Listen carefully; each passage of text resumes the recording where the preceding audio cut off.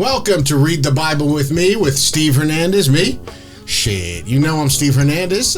Thank you so much for listening. Please subscribe to this YouTube channel, on Spotify, on Apple Podcasts. We're doing great. The numbers keep spiking. I mean, incredibly keep going up. Gerardo's baffled. I told him there's people out there that want to know God, want to see God, want to touch God. Unfortunately, there's probably not a God, but we're going to cover everything that... How are you, Gerardo? I'm doing great. I just got back from New York. Oh, I want to get into that. Yes. And we have a very special guest. I'm so happy. Probably one of my favorite comedians on the planet. So funny. Always wheeling and dealing. Always selling shows. Famous, as far as I'm concerned. I'm talking about the very funny Robby Hoffman. How are you, Rob? Oh, my God. You know, I'm as well as I can be. I'm fine. Okay. Not you. That's good. That's as good as it gets. Now, I heard you were on the bank. You were on the phone with the bank today. Is that true? Yeah, I was almost late. I was on, what did I do? 64 minutes with the bank today, which is low for me. You know, I'll bring the bank. If you put me on hold, I would have brought them to the podcast. If we weren't done the business we had to do, which is that I saw that they were charging me $16 a month for a free account. Okay, now I only caught this because I was going through statements for something else, and I see 16. It's a free account. They said it's free if this and this and this. Oh. So I wanted them to reverse it because you can't call it free if this, this, and this. And basically, the smaller the amount, the more a Jew cares about. So to you, you're saying it's $16. They only got you on 2 months, but it's the principle. Yeah. Don't call something free if it's 16. Okay, I'm happy to get ripped off if you're honest about ripping me off. Yes. If you sell me a Rolex or you sell me a Mercedes or something, we know we're getting ripped off. Yes. Not that I have a Mercedes, but I can assume 12,000 is fake. Yes. Or something. Yeah. Of $16, every dollar becomes more precious the smaller an amount you go. And so this is the conundrum of being Jewish, is that I have to care where other people don't care. I wish I didn't care about the 16 on these 2 months. Now, let me ask you this. However, it's a principle. Yeah. You know, this is integrity. This is a big business. Yeah. I don't lie to people, tell them something free when it's not free. Yeah, this is the reason why I started a small business account. I probably shouldn't even do that. I don't have a small business. No, and it's $16 a month. It's not free what they're telling you. Mm-hmm. So did you get the money? So they've gone back 3 months. Yeah. I am petitioning to have gone back 18 months. Petitioning? Okay, yes. That supervisor's supposed to call me within 24 hours, as a matter of fact. Well, that's okay, big so money tomorrow, now. 18 times 16? We're talking about $112. Yeah. You know, that's on the table. Not every month was I charged. Some months I was charged if I didn't meet the requirement, and some months I wasn't charged. Yes. Either way, I would have always met the requirement had I known there's a requirement. And the requirement is asking nothing. It's asking me to spend $250 on a debit card. I don't even touch the debit card because debit cards do nothing for me. There's no points. There's nothing. I'm not touching a debit card. If I have to touch a debit card to avoid a fee, now you've incentivized me. Okay, I'll use your debit card. They didn't tell me. Anyway, this could go on for a couple of weeks. You know, I expect this to be resolved sometime before the new year. Now, you're a New York comic. I know that you came up in the Toronto scene as well, I'm not too, right? actually a New York comic. I know, but to me, you feel like a New York comic as well. That's where you really cut your teeth, right? Yeah. So, no, it's not. It actually is Toronto. So I was only a kid in New York. Let me ask you this, though. How funny were you in Toronto? Excellent. You were excellent in Toronto? Excellent in Toronto. You didn't take leaps and bounds once you got to New York? So here's what I'm saying. Okay. Here's what I'm saying. I started comedy. So I grew up in Montreal. Like, I sound very Jewish / New York. People don't know the difference, and there's not a major difference, okay? But really, I started stand-up in Montreal. I did it for about a year. It was the worst scene you could ever do stand-up in. Okay, the people there were extremely unhelpful. They were jealous of nothing. It was a very insecure scene, yes. You know, because they had the biggest festival in the world there, yet the actual local scene had nothing to do with it. It was an international festival. There was no gateway for local to get to the festival, even though it's in the same city. I mean, I guess that would instill low self-esteem in you, right? Yeah, and there's like guys there who are like, 60. I like walking at like 24 and they're like being so strange to me and whatever. And I'm like, I have to hang out to get a spot. I'm like, I'd like to not hang out with you. And I'd like to just be booked on my, why don't you watch me for 5-6 minutes and then it's a yes or a no. I'm 24. I don't have like, how much is a beer? Like I'm doing the math. I'm like, I have friends. Like my friends are like, do we have to hang with these old men? And I'm like, I think we do. Like this is actually good for my career somehow. And then I moved to Toronto. You've always been this way, right? Always. Yeah. Well, there's like 9 siblings of mine who are identical to this. So it's like the whole family is like this. Yeah. It's like we were not in New York for a long time, but the imprint of being Jewish New Yorkers is for life. Yeah. It's like the most, like my brother is in Calgary now. He sounds 10 more times Jewish than me if possible. And he's in the middle of Calgary. Like people have no clue, which is like being in Nebraska sounding like me. It's like the equivalent. So then I get to Toronto. And Toronto is the greatest scene. But in Montreal, keep in mind the insecurity runs deep. They hate Toronto. There's no reason to hate Toronto, but I grew up thinking, okay, Toronto's horrendous. Toronto's the worst. Okay, I get there, open arms. People reaching out to me for the first time. Hey, Robby, could you do a spot here? I'm like, what? I'm not emailing till 2 a.m. Robby, could you do a spot here? Robby, women doing shows, everybody doing shows. The Comedy Bar, just an incredible venue. Okay. And so I realized it was like, and Toronto, they don't hate Montreal. They're like, Montreal's great. We love to go out there and have a good time. It's fucking cheap. Like, they're like, they don't even care. But the insecurity is so deep in Montreal. And then I was there for 3.5 years. So I do feel like I came into my own for real in Toronto. Toronto just embraced me. Toronto booked me, most importantly. And then I moved to LA. Because the kids show I was working on ended up moving to LA. I moved to LA with the show, and I get then Gethard show, which is in New York. And that really is my first time doing stand-up in New York, was when I got, when I was hired as staff writer on Gethard show, and then I moved to New York for about 2 years to do that and stay in New York and do stand-up. And yes, it was excellent. But I had already been developing. I just was at home in New York. It just made sense. Yes. I was just like, everybody assumes like I was just in New York for 10 days. People think I live in New York. Like people want me. Like they cannot comprehend me not being in New York. So if I'm there for 12 hours, they're like, she's home. Like, that when makes sense. I see you on Instagram and everything, I'm always like, oh, okay, she's living in New York. I really think you're living there all the time. And it's like, it makes total sense for everyone. But the truth is, it's probably where I've spent the least time stand-up wise when I go there, except for Gethard, where I was performing every night for those years and whatever.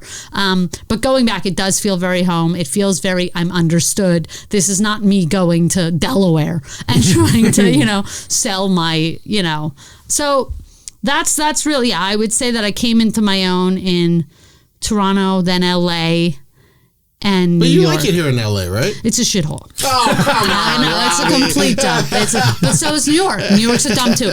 I am not the comic who is going to be comparing New York to LA. They're both absolute hellholes.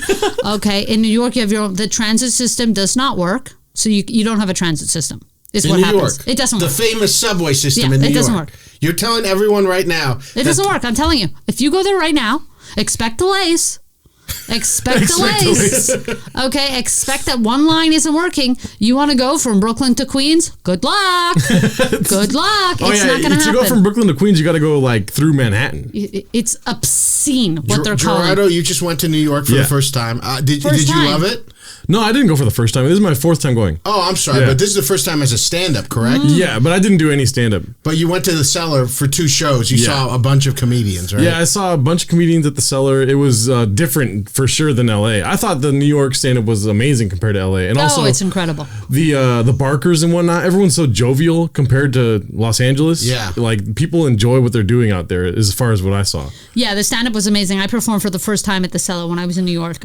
Damn. And it was incredible. The stand-up is okay. The pro of New York, the stand-up scene, it's the OG. This is the stand-up scene. It's New York City. Period. Okay? The subway, again, does not work. Okay? It's a shithole, and it's hard to live there. Okay? I'm somebody who likes to drive. I do a lot of thinking driving. people go, oh, well, you have to, you got to drive. It's like, what's the alternative? You're sitting on the subway with a guy who wipes his nose from here to here. In the car, at least I have my tunes, my girl, my shit. So, it's an easier life here to some extent, but it's so much shittier for some other stuff. And then, but for other stuff like writing, I mean, my bread and butter basically is writing. And as somebody who's as committed to writing as I am to stand up, all of that work for me is here.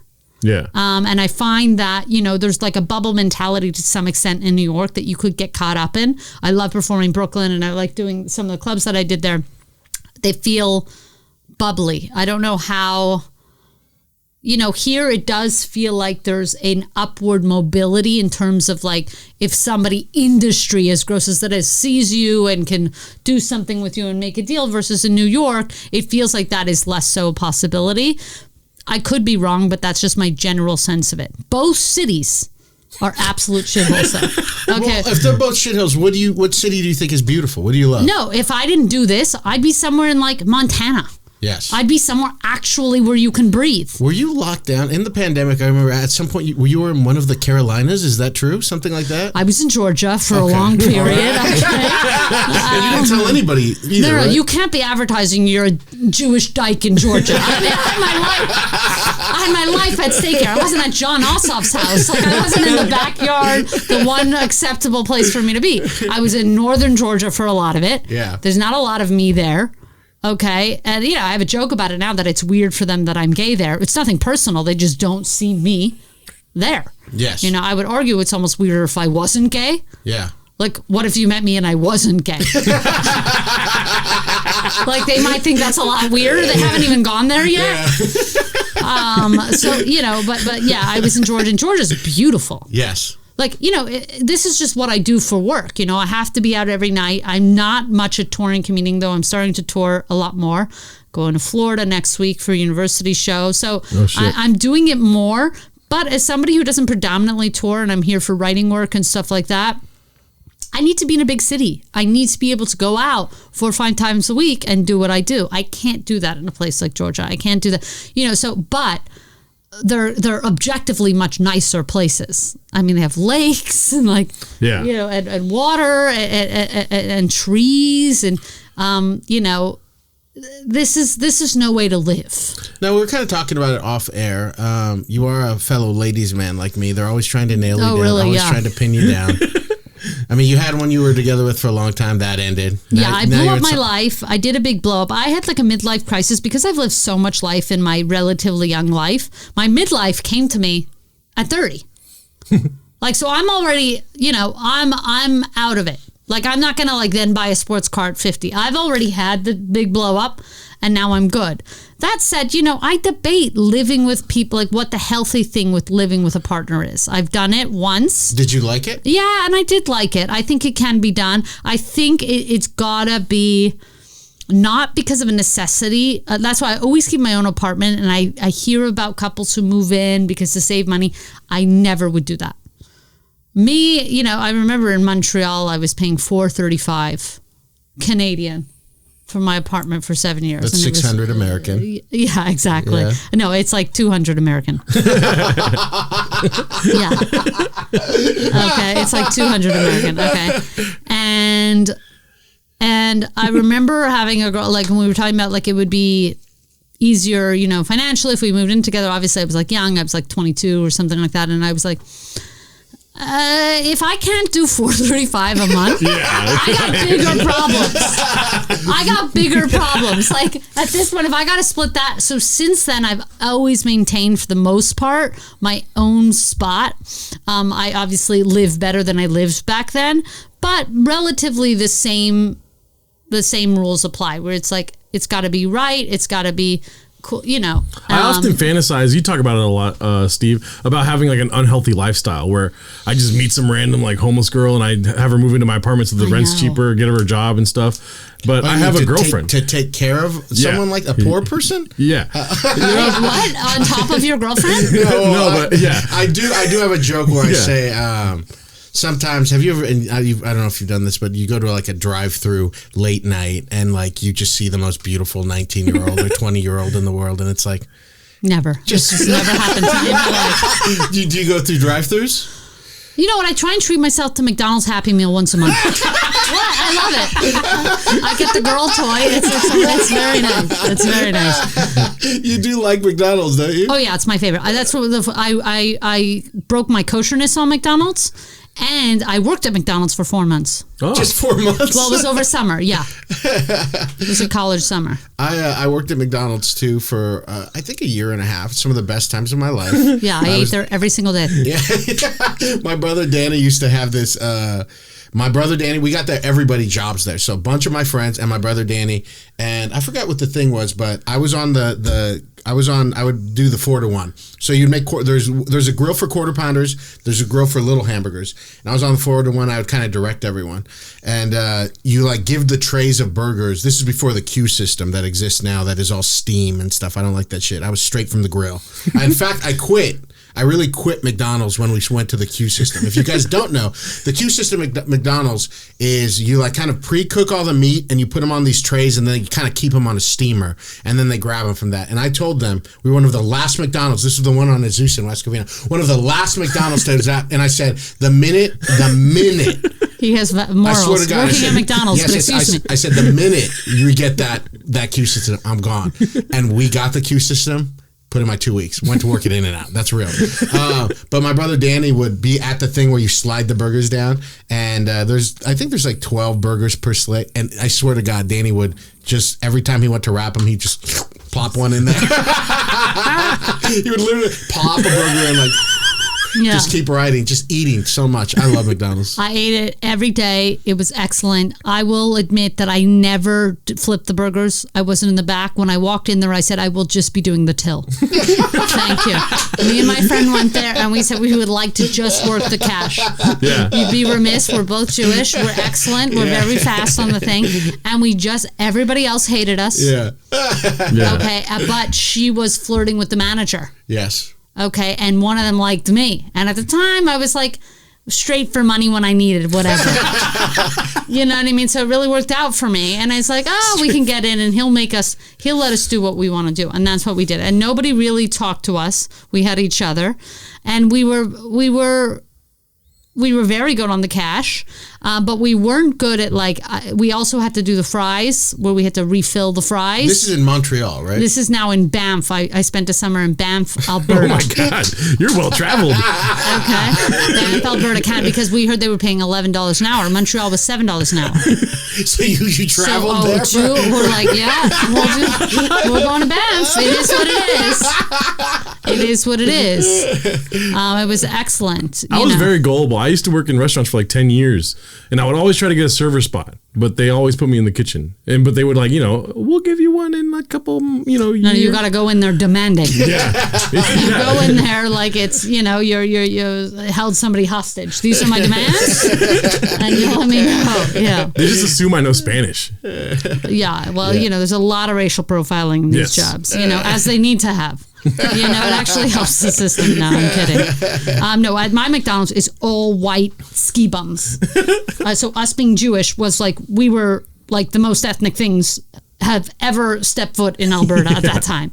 They were all people who would save up their money from the summer and ski to buy a ski pass during the winter, and they would ski all summer, all winter until their money ran out, and then they would work McDonald's the whole summer, and it was kind of this cycle. Now, as a Jew, I don't ski. There was no reason I had... How bad is that? No, it's not bad. There's been so many fucking noises. There's the airplane, the water system, everything. Sorry. So You know what? I always wonder, people hate in recordings if there's a little noise. Yeah. Do you think the audio... I would never care. When I am watching something... I've never noticed and somebody happens a noise...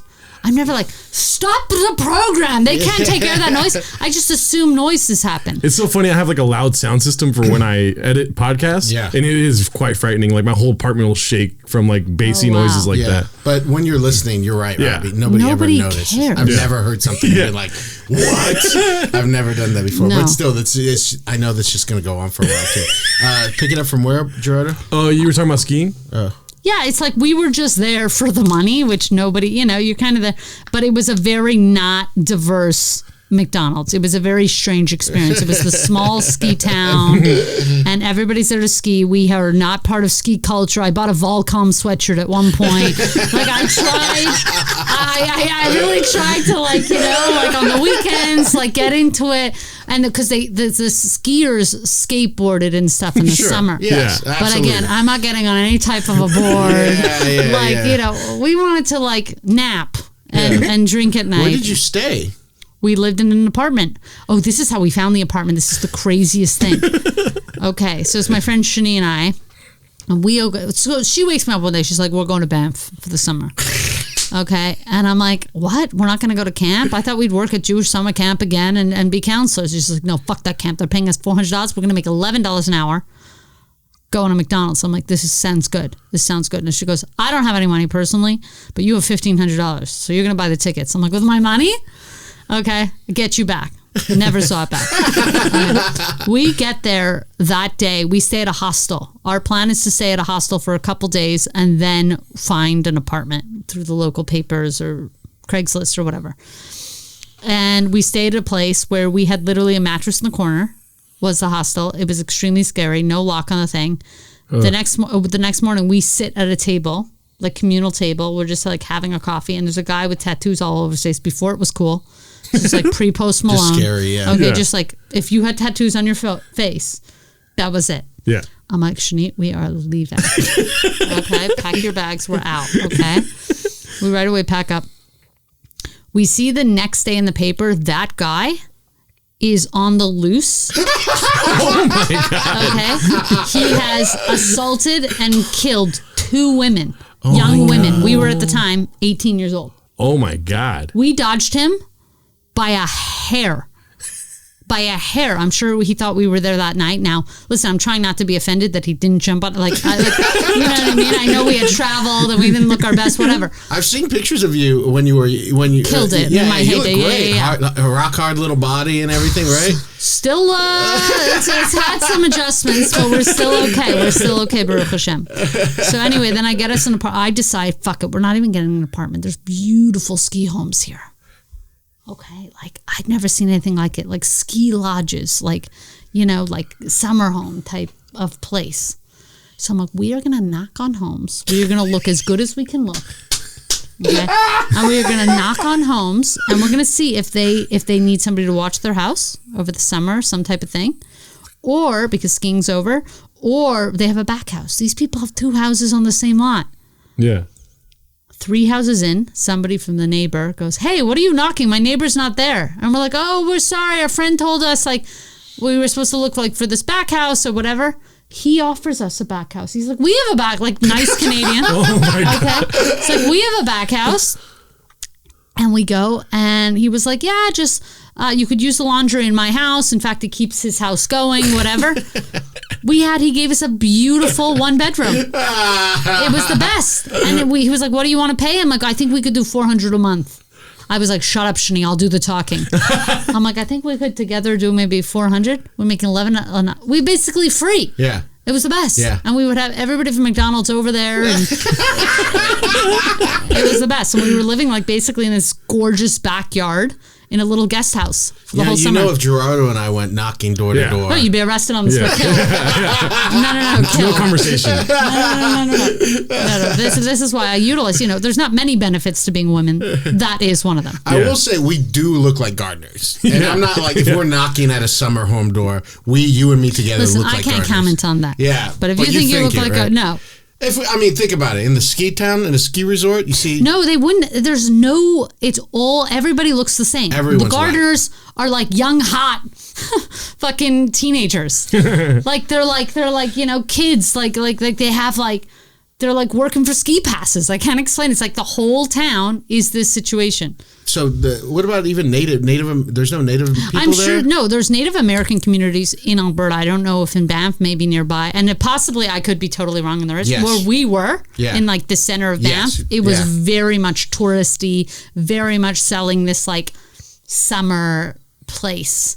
mountaineering and sort of like hoity-toity shit. We didn't hike not once. And I feel you're right in the Rocky Mountains. I know. Now looking back, I'm like, why didn't we go out once? You were just young and dumb. We were stupid. We just drank every night. Yeah. I know. There's so many times. I've been to Europe. I went on mission trips, leading mission trips 3 or 4 times. I've been to Australia. See anything. I didn't see anything. I didn't care. Just trying to save people's souls. I wish we had done stuff. Yes. Like, I'm like, they were really beautiful. Yes. Now I appreciate it because I've lived in the shitholes that are New York and LA. Now, you were brought up. How long were you brought up in a Hasidic community? So I was religious. For everyone, please. Yeah, I was born into an ultra-Orthodox community. Yes. Which it means just a very religious, devout sect of Judaism, which is like akin maybe to Mormonism or more. I've never heard anyone compare the two. No, I'm just trying to find of like as religious a sect. Okay. Maybe one hair shy of FLDS. Yes. I don't know. But you're talking about it was locked down. Like, yeah, it was locked down, but it's in New York. It's very unique. Jews, I say, are like the dumbest of everyone. Like, we're not the first people to segregate, like not want outside influence. Like the Hasidic community, Jewish, they don't want outside influence. We don't want secular temptation, Mormons do it properly. They're like, we don't want outside influence. We don't want secular temptation. We moved to Utah. Beautiful place to segregate. Surrounded by mountains, nobody's there. Jews will try and segregate in the middle of New York City, like morons. In West Hollywood. It's like literally, you Pico Robertson? Perfect. It's really the dumbest thing. So I was born there. As a kid, we moved. And my mother was not born. My mother became ultra-Orthodox, born Jewish. And most of the case it's like probably some of the work that you've done is like returning Christians or people who are born Christian to become Christian again. So your mom fell in love with your dad? No, she fell in love with the religion. That's even worse. Yeah. She got more into her Judaism. She was doing her own exploring. And my father, it's the same case. Then they had 10 kids. Okay, I'm 7th to these psychopaths. Okay, my father is still Hasidic. My mother got divorced in the 90s. My mother is originally from Montreal. And that's how we ended up in Montreal. Still religious in Montreal when we moved to Montreal, but now without my father. So things were very less. They were, the father, the patriarch, is such a commanding force. When did that happen? How old were you? So, that happened like elementary school. And then I was probably kosher, still religious. We were probably conservative the whole time, and then I broke my kosherness at 19. So for me, I was probably my last of religious by 19, except I still pray every night.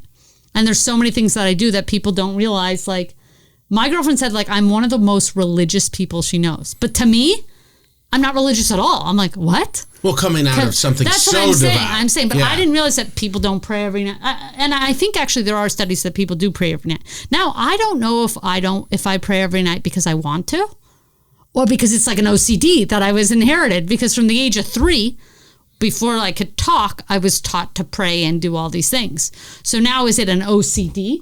Like, I think if I don't pray, like, I think my life's shit now. But imagine I hadn't prayed. How much worse would it be? And that's how they get you. But when you're praying, you don't think you're talking to God, do you? Here's what I think. Okay. I watched this show. Okay, what was it called? Surviving Death on Netflix. You've seen this show? No. You're not watching this show? It's the greatest show. I was telling a comedian about it yesterday. Okay? It's on Netflix. It's incredible. Real life, near-death scenarios and things like that. People who have been dead and come back, whatever you believe, okay? People reincarnated, whatever you believe. The point is that, it's as crazy that there would be, and this is my belief, that it's as crazy that there's something out there than it is that we're here. Like, it's crazy that we're here. Like, I'm not plugged into a battery. Like, I'm just operating. Mm-hmm. It's obscene. It's as crazy as any crazy idea you could tell me. So I think it's very closed-minded to think this is the end all everything. I also think it's closed-minded to say, to have such a narrow narrative about what is the outside thing, so I think there's probably a lot of different, I think we just don't know. Like, the simple answer is we simply don't know. I just don't think that it's anything to do with the Bible. No. Or the Old Testament God or New Testament God. No, I don't think, and I think it could all be interpreted however. Like, I think it's not that. That has as big a chance as something else. And maybe it's not one specific thing. Maybe it's many things. Well, the reason why I still love the Bible and the Old Testament and all this stuff is because you see it's people grappling with this idea of God. They're trying to understand what this thing is. Right. And so as long as you keep it in mind that they're just trying to figure the thing out, that this isn't the way God is for sure, then I'm absolutely down with that idea completely. Yeah, no, I agree. And I think also it's like, I mean, I don't understand. This sounds like a stupid question. Like, who did write this book? I know that's like the dumbest thing, but it's like, it's a pretty thorough fucking shit. Which I get they had like Gilgamesh and things like that before. So like maybe I've already answered. Well, but it's like 40 authors. No, 40 writers, 40 one writers, author, baby. One author. God. Yeah. But it is 40 different authors. Yeah. So 40 different people wrote it and kept compiling it until it was all Jewish people or Judeans. They would probably be referred to then until Christians hijacked the Jewish religion. So yeah. Sorry and about then that. before that, there was all kinds of other stuff. So you know what I mean? It's like, yeah, the Bible is not, to me, the Bible is just a set of lessons and morals and good, very simple, almost fairy tale like stories of easy rights and wrongs and dilemmas and things like that. But when you pray, who are you praying to? I don't know. What are you praying to? You see, I don't even see. I think I'm praying because if I don't pray, what happens? Yes. Okay. So it is an OCD thing. It's an OCD. Okay. And you're also I've found a very moral person too. Really? Yes, a Thank very you. ethical person. Well, this brings me back to the $16 in the bank. No, because that's what I'm saying. Like, are you openly telling me you stole from me, or you were deceptive and not telling me an impertinent? Yes. That's just not the way you conduct business. It's obscene behavior. But you don't. Yes, that's just being ethical. You're against my polyamory, though. You've always been. It against makes me it. sick. The whole thing. I mean, because it's just call it what it is. So you're not in you know what I mean. It's a monogamous First of all, I'm only joking with you. I think it can totally be okay. Yeah. I'm just feeding you a thing. If you couldn't, yes, I'll give you my list of things that you ought to cut from this after. But yeah, I. But you're somebody who, I mean, you like to be in different relationships, but you just think one at a time? Yeah, I'd like to be in one relationship forever. Yes. That is for me, I think it's a tough thing for me. I have a lot of learning and I'm still learning to do that. So that to me is the thing that I want to do. So you think that's it's a you problem why you haven't been able to be I don't think it's even a problem. Yes. I think it's just a journey. Okay. I don't think these things are issues or things like that. I just am figuring out what works best for me. I think it takes a life to understand a life. So I think a person probably gets to 80 and is like, I get it. It took 80 years. Yeah. It literally took 80 years of figuring out. Yes. I needed every single day of that 80 years. And that's how it feels like to me. It feels like you never get arrived. The whole situation is that it's the journey, and it's cliche and it's cheesy, but I don't think you ever get to a place where and we are finished. Yes. And you close the book and that's it. I don't think that's ever happening. That's why I understand insatiable qualities that people like Ellen have, or why couldn't they just stop? Or even look at Alec and Hilaria. I mean, these people, you didn't need a sign from God. What do you need to stop and smell the roses? Just go relax a little with your kids. You got about 7 kids under 4. Just go home and relax. What kind of a sign do you need that you've been running too fast? So I just think it's like, I don't know what I was even getting at with that, but that's all right. Gerardo's girlfriend hates my polyamory too. I do too. Yeah. We all hate it because it's the easy way out. It's also growing up kosher. So the longest lasting, even though I was only Hasidic my early childhood, the longest lasting was the things like the OCD, like what we talked about, and the kosher. and dietary. I mean, we also, we did Shabbos and things like that. So it's like, to most people, I was still very religious, but to me, it wasn't as religious. I definitely grew up. I was still the religious kid in my Jewish school. In Montreal, I was still more religious than the other Jews, which is annoying. But the biggest thing was I was more comfortable avoiding temptation. Like when I was a kid, everybody wanted McDonald's. I wanted McDonald's, and that smell would go by me, and then I would be fine. And so I am comfortable as a person to not have everything I want. And I've told you this before. I'd like to have most things that I want. Yes. I'm comfortable at like a 90%. Yes. Okay. There's 10% that I want that I cannot have. And I think it's an important piece. I think it's okay not to have everything you want. It grounds you to some extent. And no. You're going, I want everything I want, when I want it. There's a lack of maturity. Look at me. I've blown up everything. No, I'm just saying it's like, it's but I totally get it. And I actually think for people who really are totally chill about it, can do it. I have no chill. Yes. This is the other issue. Women, only dating women. Yeah. We don't, as a population, we're not known for our chill. Just as like if I was dealing with men, yes, sure. It's like when a man tells me they're polyamorous, I'm like, I figured as much. Like you don't have to come out as polyamorous. It's just what you know what I mean. Yeah, so, I'm inquisitive of it because it's so close to what I believe in, right? Yes. What you have. And so I don't hate on it, and I don't try to change your mind when we talk about it, but I just don't understand sometimes. Yeah, I will tell you, I went to Austin this past week too, and the more I'm traveling, I haven't drank for almost 3 years now. Yeah. Mazel tov. Yes, and so the more I'm becoming a sober-minded person, and the more I'm getting out, and I'm very grateful for this. I'm like completely in love with my wife, like totally and utterly in love with my wife. And happy, and we went to a taping yesterday. She was just kissing me. We're taping? hugging. Tom Takar. Beautiful. Yeah, Epix is doing some. Good for them again. Yeah. And I saw Tom do an hour. So fucking amazing. It's gonna be great watching. Tom's so funny. But we were waiting in line. You're really a tastemaker in comedy. Not to bring you, but Steve's taste in comedy, not because he also said I was funny. Yeah. But just objectively, like you're always following comedy on a deeper. Like you could easily have like a Netflix.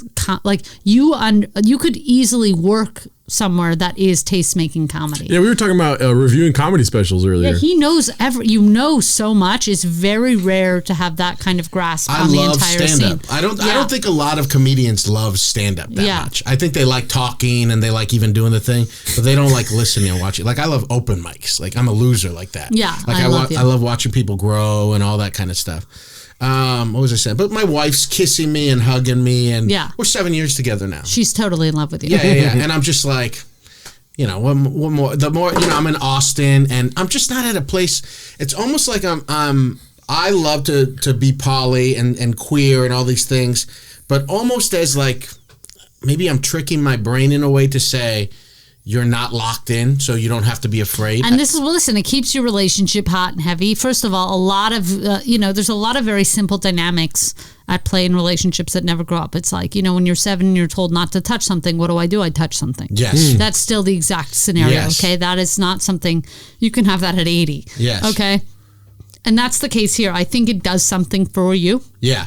Okay, for you guys, like she knows that you're not locked in, and so she's always, but I'm just, it keeps her on her toes. It keeps you on your toes. It's something that works versus other people. It's like, okay, we're locked in, we're in the bag. It's like, what is, there's not a primal game happening there. Yeah. When people say they're not playing the game, I'm like, well, you're not sleeping with anyone. Mm-hmm. Yes. And it's not because the game, like you have to play a game, but there's very natural gaminess to being animals, and it's like you want what you can't have. It's the same thing with the temptation on the kosher and wanting McDonald's and on women. If you could have every woman now, you want them less. But there's this, there's a nice, like if you're in a monogamous thing and you're flirting with someone, there's a danger there that is exciting. Novelty is still exciting, things like that. So it definitely keeps you, it works for you guys. I find it personally sick still. No, I'm kidding.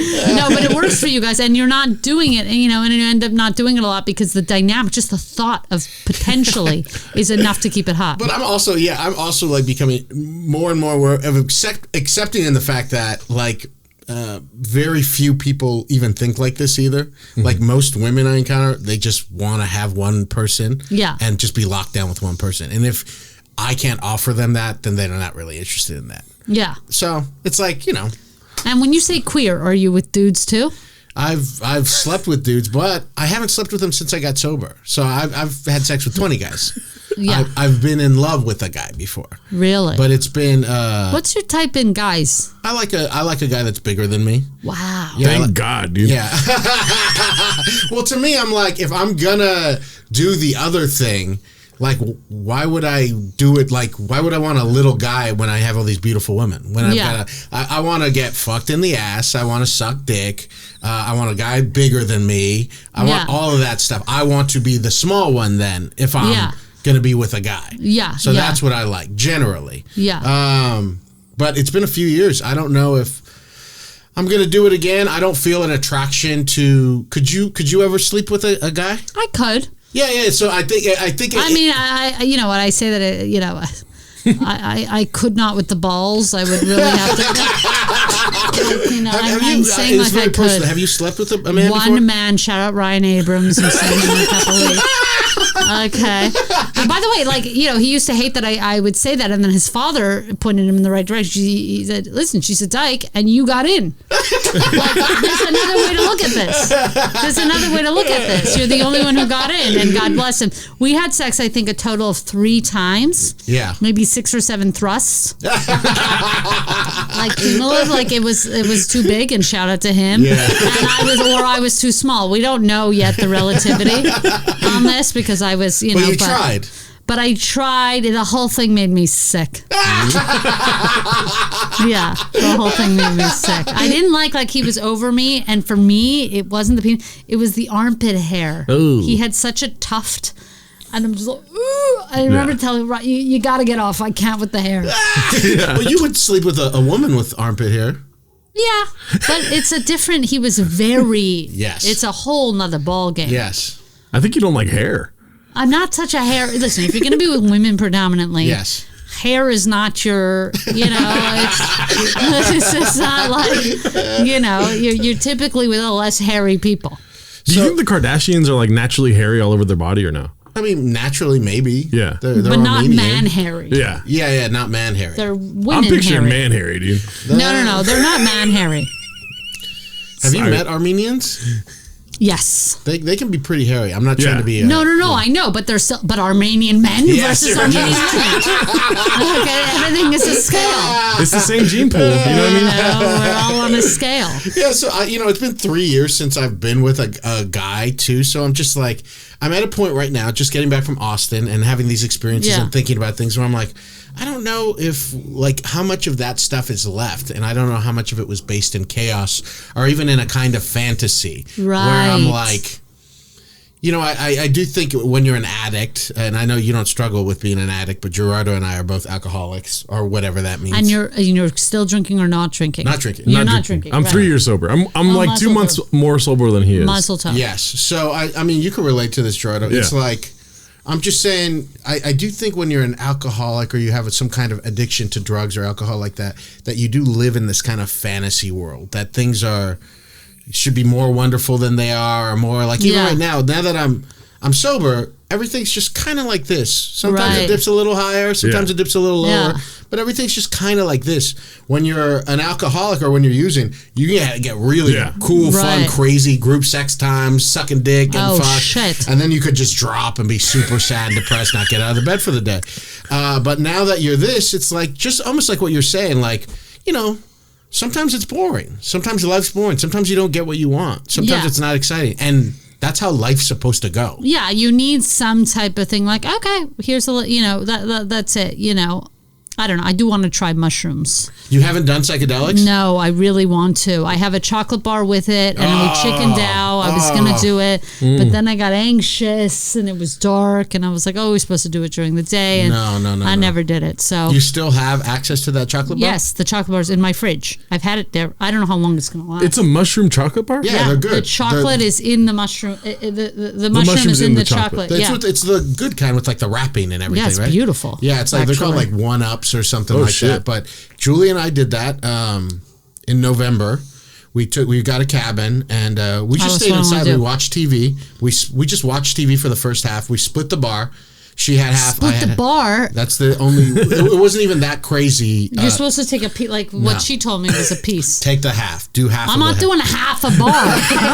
She is smaller. No, I'm just saying. I know. I'm just saying. You're looking out for me. You're like, no, I don't need a liability. So I've done an eighth before. I've never done a fucking eighth of mushroom. That's crazy. Yeah, I don't know how much it is. I'll send you a picture of the bar. You'll tell me how much is in it. I know what the bar is. I'll tell you. It's an eighth. It's a standard eighth. You split the bar. And that's enough I didn't have any visuals, but it was enough to have exactly what I wanted. It's very emotional experience. For the first half, we watched Southside. Great nice. show. Yeah, so funny. Shout out to Will Miles. Yeah, Will Miles. We were just laughing so hard to that. And then it lasts about 6 hours. And then after about like a few hours of that, it was like we're fully kicked in. You're watching TV and you're just like, it feels like you're in the TV show. And we were just laughing so hard. And then I turned it off and I was like, let's fucking talk. Let's jam. And we just started talking about our families and our heart and our fears. And I want to really I'm going to do it with my friend Roxy. Yeah. Because she's very she's in Santa Barbara. She grows fruit. She knows what she's doing. She cooks well and she's very emotional. And so I'm going to do it with her. I want to get emotional. I definitely want to have that experience. By the way, it was 160 USD for this chocolate bar. It's not nothing. I paid $75 for it. I've heard of it being cheaper, but yeah, I think you got a little hat on it. 160 USD. I told the lady, what am I going to say? I'm haggling on the corner. But yeah, I don't think you should pay more. I heard some guys talking about it in Austin, and they said that 50 was a lot. So and I was like, in my heart, I knew I paid 75. Then this shit is free. It's a mushroom on the ground. It's fucking tea. But yeah, I do think it would. I mean, I know you're my friend, and I know you, but it will open up your heart in a good way. That I really want that. I used to do mushrooms to get fucked up. I would put mushrooms in lemonade. I don't want that. Scares me. No. Yeah, go on. I used to do mushrooms in lemonade. You grind it up in a weed grinder and you throw it in lemonade. It activates in like 10 minutes when you drink it, and then you go on the gnarliest ride for right out the gate. But you've done what's it called? I've done DMT, LSD, mescaline, mushrooms. I was a big psychedelic kind of guy. Okay, I'm really gonna try the chocolate bar, and that'll be probably it for me. You got to do the half too. Trust me. I'm not doing the half. I'm gonna do what she told me first, but then on the second one, if I feel nothing from the piece, because she was very specific about taking a piece. Yeah. So anyway, we'll see. Just try not to run into any hairy armpits because you'll have some crazy visualizations. I really don't want that. Yeah, I keep men out of the house generally. I don't know if you remember this, Robby, but I used to be a youth pastor at a mega church. The church is called Faith Community Church. It's called Faith Church now. We're always checking in with them. By the way, get this, you don't know. The church purchased the land when I was 15 years old, did all these drives. They purchased a huge aircraft building to build the church for $3 million, 25 years ago. They just sold it, just got approved in West Covina to sell that land for $30 million. I do not know what's going to happen with that, but it was just approved by the West Covina City Council. I don't know where all that money's going. So $27 million they made, and they're not paying capital gains tax on it because they're a church? Of course not. It's obscene. Yeah. It's obscene. And you know what? Full credit to them. Listen, our tax laws benefit the rich, and so they're using everything that's legal to them. Yes. Like, this is the issue. Yeah. Like, you know what I mean? It's like everything, all tax laws punish the poor. Yes. And these are the issues. And listen, you flopped on Bernie, and that's it. I kind of bowed out of politics after Bernie. I'm like, it is what it is. Yeah.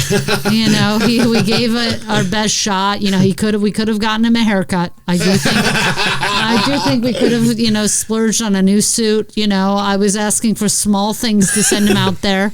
I was never suggesting we send this guy to Jordan looking the way he looks. This was never my intention. But to your being a mega, you know that my goal, my dream, if I wasn't doing this, would be to be the first rabbi of the first ever mega synagogue. They have big synagogues. Mega shul. I'm your rabbi. Okay, Saturday morning. Here we go. We visit mega churches now. We've done one. I really want to go. I'm desperate to go. We'll invite you to the next one, and then we'll review it on the Patreon episodes. I love that. But, you'll love it. It's absolutely great. But we check in sometimes. The guy Dan Reeve, who's the pastor now at Faith Church. I like to check out his sermons. I'm a huge Dan Reeve fan. He's the worst preacher I've ever seen in my life. And we've got a clip here. This is he's got a new series called. Look at the stage. I can already. I'm already sick about this. I preach from the stage sometimes. I forget what it's called. I think. Well, they let you guess if you say, you know what, Jesus is back. Can I guess sermon? I mean, we've talked about this before, but if I wanted to go back and say that I gave my life to Christ, I would be rich. I would be a superstar because I know how to talk. I think this is worth it as your Jewish advisor. I think, by the way, there's nothing wrong with taking credit. Like, he's a good guy. Like, we like, Jews are like, we agree with him. With Christ. I mean, he sounds like a good. It doesn't sound like these people are living like Christ at all. I mean, it doesn't feel like that. I feel like Christ is like, could you hear me? Like Christ is like Bernie Sanders. Like, yes, you know what I mean? Like, these are the people. I mean, we talk about it on the podcast all the time, but his two main things were, I hate religious people and I hate rich people. In the Bible, it says these things. Poverty is the biggest thing of the poor. Yeah, that's all that Christianity is. Like, Christ is literally like Bernie, Killer Mike, all the people doing that work. It's not this guy on this Chappelle-looking stage. It looks like he's got the Chappelle C here. I don't know if this is copyright infringement. No. This is. I grew up with this guy. My first love was his sister. Oh wow. Like I know this family, and so this guy's a year younger than me. He's a fucking putz. What is that? A Patek Philippe? They're always wearing Patek Philippe's. Don't you find the church people? They love the Patek. All right, let's play some of this clip, and I got some stuff to say about it. Go on. Let's see. I love carbohydrates. Do we have any carb lovers? What are you trying to do? Stand up. Maybe I'll just give you the title to the message because you'll love that. Carbs for life. If you're taking notes, write down carbs for life. Oh. Wait, are you saying all the bread with butter? And are you saying all the donuts and all the pasta? Carbs for life. This guy has anorexia. 6, verses 60. He's an eating disorder. It's going to turn pretty quick. That's why he's obsessed. Many of his disciples said, "This is hard teaching." Oh my God. Who can accept this? Aware that his disciples were grumbling about this, Jesus said to them, "Does this offend you?" Jesus said to them, "Is this man out? Like, what is going on?" Jesus said to them, "Do you not consider pause it real quick. space?" I have somebody who grew up in the church who is a comic now and watches this stuff, and they really do think that he's like in the closet or he might be trans, and they're not joking when they say that. He just has a weird, bizarre disconnect. No. I called Caitlyn Jenner 15 years ago. You really saw that? 15 years ago. So what was it about Caitlyn Jenner that you thought? I just knew she was trans. As somebody who teeters on something, yes. Now I'm she/her. I don't give a shit, but I did cut the tits off. So I understand. There's a lot to unpack with that. There's a lot to unpack. So I felt something. You're not they them. Everybody they them's me, so I'm they them. Yeah. But I didn't ask. But I'm she/her. Yeah. But I asked her not. I was just living my life. And then this happened to me. I became the face of something. And then I was like literally like I'm like grocery shopping. People are like they them. I'm like what? Who? Like, I literally had nothing to do, and now it's like, I don't know. I mean, you did cut off your tits. Yeah, I didn't even think about it. I heard about it. I'm like, oh, that'd be great. I haven't looked back. It was like not this big dilemma for me. So I get why did you have, because you didn't have big boobs before, right? No, I just wanted to wear a t-shirt. Unencumbered. Like when you put a t-shirt on, isn't it? Like it's just great. You didn't even think about it. Yeah. I wanted to not think about it. Yeah. It's such a small thing. Again, the smaller the amount of money, the more I care, and the smaller the comfort thing, the more I care. It's small things like that. Putting on a shirt changed my whole life. I do really value the little things. People say that, but I live by it. Okay. So, and after you got the surgery, you were just like, "This is great. I'm loving life now." Yeah, it was so the fact of the surgery is like, it was so, people go, how did it feel? It was so normal right away that I almost felt nothing. It was just like, the whole idea was like, I couldn't remember the time before. And it just right away was like almost no feeling. It was just, I just moved on with my life. Yeah. I was like, perfect. And what's for breakfast? Like, it was not even a thought. That's how natural it felt to me. So Caitlin at the time, first of all, this came out because my girlfriend and I at the time were saying, she was like, if I was a Kardashian, who would I be? She was like, I'm Kim. And I'm like, I think you're Kourtney. And I remember going, and then we realized, oh no, I'm Caitlin. And I was Caitlin when Caitlin was Bruce. Yes. So we realized, of all the Kardashians, I'm not even Khloe. I'm this one. I'm Caitlin with the megaphone, yelling at them to get ready in the morning. That's me.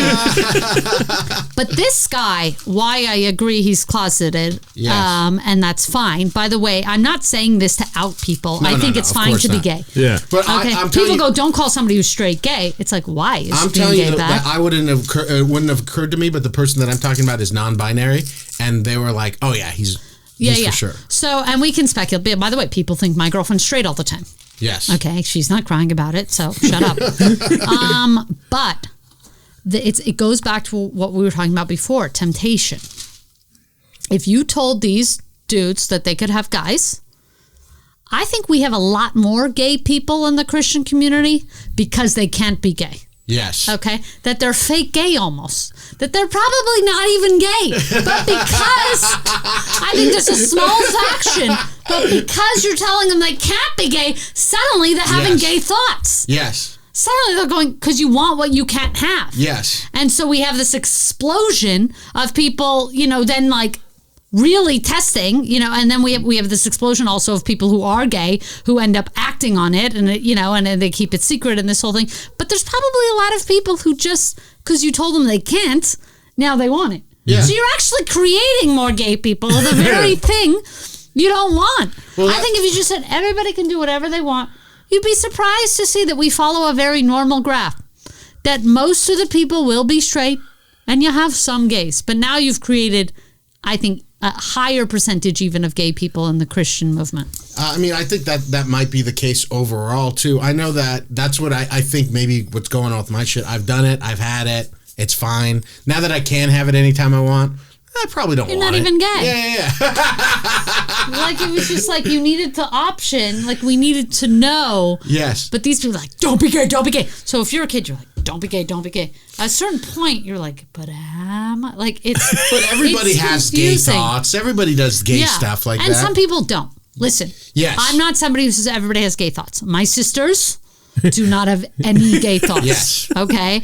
They're big on cis men with penises. Okay? This is a natural thought for them. Can I ask a question? What does cis mean? Cis is you are, basically the easiest answer is you're not trans. So it's not abbreviated? I don't know that question. Okay. It is, you cis mean what's it stand for, right? And but you know what it means when you see person. it, right? Yeah. Cis means that you're born a guy and you identify as a guy. Oh. Yeah. Okay. Okay. Trans would be that you're born a guy and you identify as a girl. I did not know it had to do with gender. I thought it had to do with orientation. Right. No. You could be a gay cis man. Oh, okay. Yeah. Oh. Yeah. So it's just it's to less other like that. Trans people aren't called trans. If trans people are called trans people, then you're called cis people, and everybody's just called people. Do you know what I mean? Like to not have a distinction almost. So what about when you watch him? What makes you think he's like he is bursting with gay. I don't know about you. I can't speak to that, but he is just so deprived. He looks like that meme of that kid with the veins coming out. Do you know that meme? Yeah, so he's like this. Okay, he looks like that in the flesh. Yeah. And it's such a scary energy. It's such a suppressed energy that it's really hard for me. I'm like, yo, you could just come out. Like, Yeah. it could be so much easier. He can't. Yeah, and that's why rich. he's that kid. Could we get that kid up? Can I treat this like a JV Well, on Joe he will situation? put it up on post, I'm Okay, sure. great.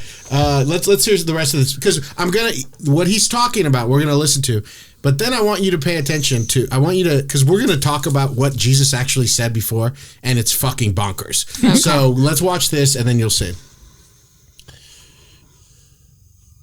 All right, here we go. Aware that his disciples were grumbling about this, Jesus said to them, "Does this offend you?" From this time on, many of his disciples turned back and no longer followed him. Many of the people who were following Jesus turned back and many of them turned back and they went back to their old religious beliefs. Many of them turned back and they went to their old mindsets. Many of them turned back and different ways of saying it. They went back to the traditions with which they were raised. Many of them turned and went back to the culturally acceptable things that they turned and went back to their old beliefs. Pause it real quick. I am at a loss. That's the thing you don't this is, as someone, you know how to communicate with people, and I know how to I know how to preach too, and that's why this guy is so bad. Is he does things that don't need to be done, and what you picked up on. Look at that face, by the way. I mean, this is the gayest man. This is Jack from Will and Grace. Nothing wrong. But this is Jack walking into a room. Did somebody say Jack? This is it. But yes, that you're picking up on. I'm telling you, he's a terrible preacher. Let's keep going, Gerardo. When the teaching of Jesus gets tough, the crowd canceled Jesus. With one sermon, Jesus lost everyone almost. I love this. They're triggered by the truth. You realize, like, Jesus probably wouldn't be allowed on most college campuses today. By the way, bombs. Bombing the entire time. The whole thing would have been, like, disappeared. And for too long, we think about church as, like, this infomercial. Come join the healthy, wealthy, happy, holy club, where all we do is win, no matter what. All you got to know is walk into church, and when people ask you how you're doing, just say, blessed and highly favored of the Lord. I'm the head and not the tail. I'm going over and not under. With Jesus, it's all easy. Can I just tell you, it ain't all easy? No, it ain't, girl. Easy. I love Guns N' Roses. Lindsay does too. Like, we love. I took her to a Guns N' Roses concert. Hold on, let's pause it right there. We might just stop it right there. We might have to. I feel so sad for this man. So he's talking about this that happens in the Bible. Dan's saying, "Oh, they left him because of this teaching and all that stuff like this." This teaching is one of the craziest teachings from Jesus. It doesn't make any sense, and it's one of the things when even growing up in the Bible, where I would read it, and there's different parts about this where I was like, "This doesn't make any sense." And I'm going to read this, and then we'll talk about some of the things that have been incorporated. This is from John 6:52. Then the Jews began to argue sharply amongst themselves. Wait. Hold on. I don't like the way they said the Jews. Well, John specifically, the book of John is what Mel Gibson's movie was based on. The book of John is very anti-Semitic. They kind of blame the whole death of Jesus on Jews. All of that stuff comes from this particular book, the book of John. Let's see here. All right, there's some stuff before. We're going to pick it up at 52. At 53, Jesus said to them, "I tell you the truth, unless you eat the flesh of the Son of Man and drink his blood, you have no life in you. Whoever eats my flesh and drinks my blood has eternal life, and I will raise him up at the last day. For my flesh is real food, and my blood is real drink. Whoever eats my flesh and drinks my blood remains in me, and I in him. Just as the living Father sent me, and I live because the Father, so the one who feeds on me will live because of me. This is the bread that came down from heaven. Your forefathers ate manna and died, but he who feeds on this bread will live forever." Can you imagine somebody saying that to a bunch of Jewish people? No, first of all, Jews are going, oh, we're out. Okay. Okay, we didn't sign up for cannibalism. Literally, this is in the Bible. And he's saying, eat my flesh, drink my blood. It literally sounds like something out of your poly community. And one of these sex dungeons, or I don't know what they're up to. But, back me on this. I know there's blood stuff. I know it's a thing. There's blood stuff. Okay, I love that I conflated the poly community. Don't come at me. I don't care. Okay, the blood. There's plenty of poly people who've never. You know what I mean? But I'm like, no. We know you're doing the blood. We know you're doing the blood. But it does sound so oddly sexual. It's so funny that everything is so. Like, eat me, like, what is going on? I will say another practical thing. So a lot of these people die on a technicality. A lot of, like they're not willing to look. They pick and choose when they interpret and when they take something literally. Okay. You split Jesus up. How many people can eat him? Maybe 1,000 people can get a bite? No, I'm just trying to say, this is a one person. Maybe 1,000 people, yeah. Okay. If you're cutting small. So it's not even possible now to do it. If we'd live and die on that, I go, listen, I would eat Jesus, but there's nothing left. But there's nothing. Nobody saved me a piece. Like, he's like, maybe 160 pounds. Like, if you break it up into small morsels, it's like, and you have to make sure you have flesh and the blood. You can't just have a fleshy, no blood. You can't have the tip of a finger. You need something with some bait. So it's like nobody saved me a piece. What do we say to that? None of you are doing the thing then. Yeah. Because you can't eat Jesus anymore. He's totally eaten up. These first 1,000 pigs got to him. Okay, chazerkez, as my mother would say, and that's it. So it's not even possible to be Christian. Well, this is the kind of teaching. Remember, John, the book of John is written decades after Jesus was born. They're kind of putting theology into Jesus' mouth. In this book, Jesus says things that he doesn't say anywhere else. No. So they're doing it as an afterthought, including this kind of bullshit. But Dan Reeve right here is saying, when the teachings get tough of Jesus, then they leave, then they cancel him. No, this is fucking an outrageous thing to say to someone. Yeah. If anybody says, you have to drink my blood, if you drink my blood and you eat my flesh, you'll live forever. I'm sorry, if you're a Christian, if you have strong faith right now, this is a maniac teaching right now. Yeah. This is straight vampire shit. This is like a cult. This is like the guy from Wild Wild Country shit. Yeah. Listen, this guy, also the other thing is, so then why are they mad when the Jews allegedly kill him? Aren't we supposed to kill you to eat you? Like, what is... what is the process? Like, I'm asking, technically speaking, what is the process for eating you at this point? Do you want to be grilled? Is this a spit roast? What is going on? Because we need like the actual recipe instructions. Am I boiled in a big water? Like, how are we eating you? I also just don't know how Christians could take this and then say, I mean, we'll do like wine and bread. That's what he meant. He's not saying that at all. Not at all. Yeah, at all. He's saying, eat my flesh, drink my blood. And now we're suddenly this is supposed to be a theoretical thing or something. See, I didn't know this. I always, I forget. But now they're even crazier than I think. Every time I learn something new, I'm like, this sounds nice because I'm a big Bieber fan. He's Canadian. Yeah. I go, you know what? I do like Jesus. If Jesus loves me, I love him too. That's how I feel. Justin's like, Jesus loves you. I'm like, I love you too, man. It's like when somebody in an audience is like, love you. I'm like, I fucking love you. How's that? Okay, that's how I feel. But this is like, and there's no try. And then so we kill him to eat him, presumably, in the next book. And then they're mad that we killed him to eat him. But also we didn't kill him. We all know that that's fake. Okay. Yes. But let's say I humor you. Okay, we killed him. I'd be like, we killed him to eat him. Yeah. Like, he was demanding it. He was literally, I was trying to do this one. Yeah. So you can't win. It's a catch-22. This is Sophie's choice. Yeah.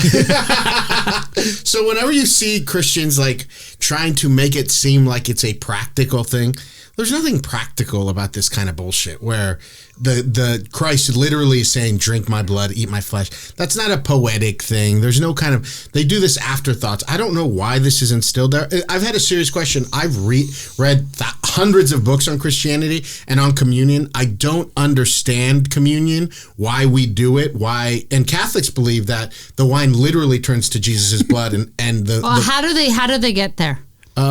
It's called. Who told them that it turns to his blood? It's like I don't know, some kind of Catholic. I'd have to look into Catholicism. I'm going to ask my girl's dad. They literally believe when they eat the bread that it turns into his flesh. When they drink the wine, it turns into his blood. And it's like you're eating another man. Yeah, I mean, I don't mind that. My old priest was an alcoholic, so he would turn grape juice into Jesus' blood. Yeah. I mean, we had grape juice too, but it doesn't. My only thing, and this is what I've always thought, is that, and a lot of we have grape juice and bread at Shabbat. Yeah. So, and for us, it's grape juice. Yeah. And it's bread. Yeah. We're not fooling.